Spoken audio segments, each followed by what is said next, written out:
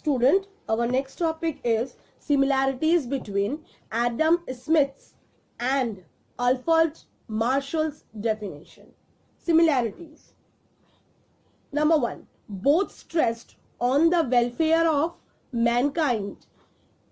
Adam Smith, AS is Adam Smith, motive of a man is to acquire more wealth for his personal benefit. Number two, and according to Alfred Marshall, the material aspects of well-being. Material welfare and not welfare of any other type. For example, spiritual welfare is not included in Alfred Marshall's definition. Both stress that only material welfare, both not includes non-material goods or services, fellow feelings, emotional, sympathy, affection, love, services of the teacher and doctors, they have not included. Students, next topic is similarities between Adam Smith and Alfred Marshall's definition. Both stressed on the welfare of mankind. Adam Smith, AS is Adam Smith, motive of a man is to acquire more wealth for his personal benefit. According to Alfred Marshall, the material aspects of well-being. Next is point number 2 is both stress. Both means Adam Smith and Alfred Marshall both stress that only material welfare. Both stress that only material welfare comes under wealth. Both not included non-material goods or services. For example, fellow feelings, love, service of teachers, doctor is not included in their definition. Dissimilarities between Adam Smith and Alfred Marshall.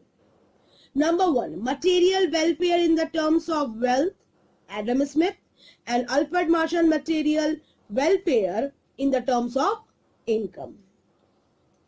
While Adam Smith measures material welfare in the terms of wealth, Marshall measures in the terms of income.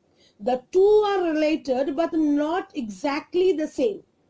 Wealth is an accumulated sum, while income refers to an inflow of money over a certain period of time. Number 2 is role of man only with the economic man. The role of man only with the economic man. Alfred Marshall, he primarily concerned with the economic man, but he explained economic side of a man is just a small part of his total personality.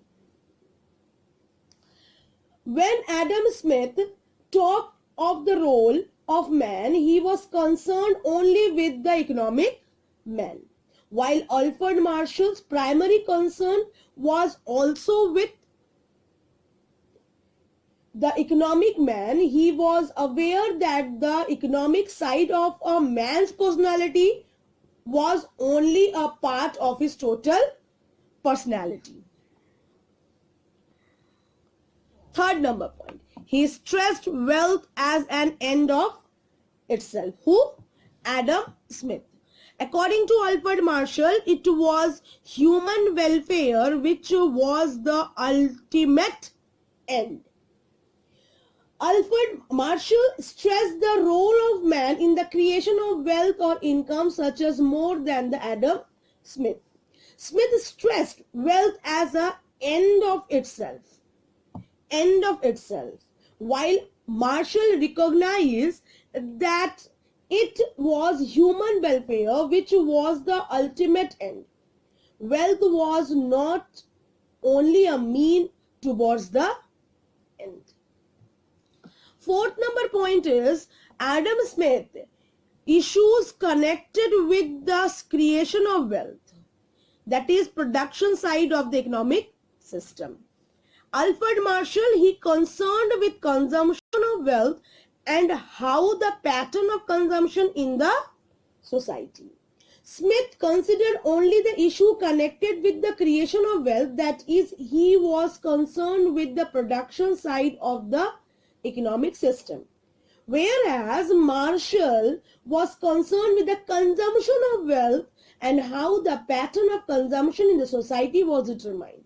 Consumption of wealth means the income earned by the people, how they are utilizing that income to satisfy their basic needs. This is considered to be the main difference between two definitions. Similarities between Marshall's and Robbins' definition. First is importance of man. According to Marshall, economics was a study of man. According to Robbins, he explained about man's unlimited want. Both the definitions are based on the importance of man. Marshall emphasized that economics was the study of man. Robbins talked about the man's unlimited want. Thus, in both the definition, man was the center of attention. Next is rationality. Rationality means when consumer make their own choice. When consumer make their own choice. Both the definition emphasizes that economics was concerned with the rational decision making. In Marshall, it was human welfare, which was sought to be maximized, while in Robbins, it was the satisfaction of human wants, which was to be maximized. Third number point, status of a science given to economics. Both the definition looked upon economics as a science. Robin emphasizes the optimum process, which is a scientific exercise. The title of this book was Describe Economics as a Science. Similarly, Marshall considered economics to be a science. Dissimilarities between Marshall's and Robbins' definition of economics. Number 1. Marshall, economics studies human beings. It studies man in his ordinary business of life. Ends are unlimited. These wants are different in urgency. Economics study human beings. It study man in an ordinary business of life, that is with respect to his activities regarding production, consumption, earning, spending, buying, selling, that are aimed at promoting material well-being or economic welfare. Ends are unlimited. Human ends or human wants are unlimited. These wants are different in urgency and are thus not equally important, as they can be selected and arranged in order of urgency. Number 2 is economic studies only that part of total welfare which emerges from the use of material goods. According to Robbins, means or resources at the disposal of a person or a society are limited. They are scarce in relation to wants, and thus all wants cannot be satisfied with the given resources. Therefore, resources are limited. Number 3. Inclusion of only material welfare and outright exclusion of non-material welfare, that is welfare arising from the use of non-material goods or services in economics by Marshall, has been severely criticized by Robbins. Robbins maintained that economics is not at all concerned with the material welfare. According to Robbins,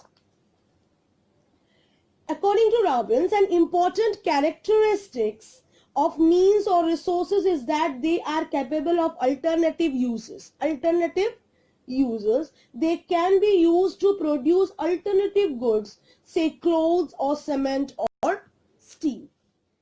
The welfare cannot be qualified. Another objection to Marshall's definition is that welfare cannot be quantified. It cannot be accurately measured in some economic units. According to Robbins, the fact of want being of different urgency and means being capable of alternative uses give rises to the problem of choice. The problem arises as to which want should be satisfied or in which use resources should be allocated. This is the economic problem, which is the subject matter of economics. Welfare in a highly subjective phenomenon. Welfare definition is also regarded unsatisfactory due to the fact that welfare is a highly subjective phenomenon. Satisfaction is in the mind of the people. It is more of a psychological phenomenon than an exact quantitative entity. According to Robbins, the problem, since Robbins' definition makes economics is a study of only problems relating to scarcity and choice. It ignores some major present-day problems of economic instability, growth, poverty, unemployment, and development.